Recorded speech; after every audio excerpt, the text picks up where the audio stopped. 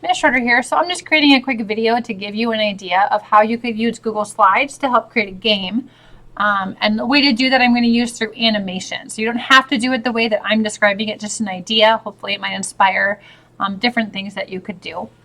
So for my idea, I'm going to create kind of cards that you draw. And when you enter it, I want to lay out with all the different cards. And it'll work nicely if you're doing this with a group to know who wrote what card. You could just make it a different color.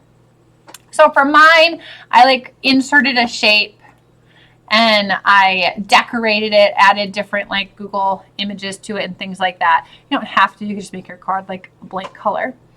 But what I want you to do is when you go to the slide and you're playing the game, I want you to just see just the backs of the card. And then I want you to be able to click, and it's going to reveal the question, and then it's going to reveal the answer. And then it's going to reveal a question, and then it's going to reveal the answer. So to do that, first I make all the backs of my cards and I just have them there, right? I don't need to animate those because I want those to be on the screen when you get there. But every time I'm going to do it one card by one card. I think that's easiest to kind of make sure I'm not messing up. And so if I click on here on the side for my animations, it's going to go gray, red, gray, red, gray, red, right? That's one way to make sure that I'm doing it correctly. And so if I'm on this one, the next one I want to be is the question. So to do that, I inserted a shape. I just did the rectangle and I just made it the exact same shape as the back of my card.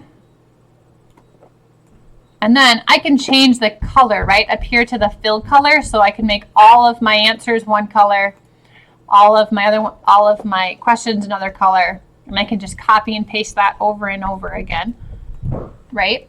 And so after I create my card, I can go over here and I'm going to drag my question. And I always drag just a little bit because I want to make sure that it's on top of it, right? Because if you right click on it and you click on order, you always want to bring it to the front. Because sometimes it's going to look like that.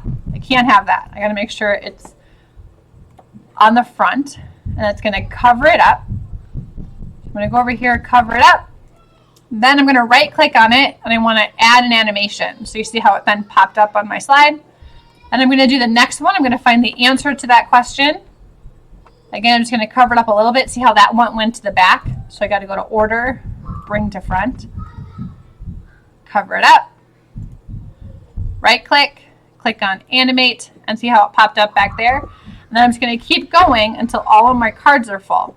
And remember, I can always check my work by going to present and making sure that it's going in that correct order. And I would do that every now and then so it's easier to fix it along the way as you go.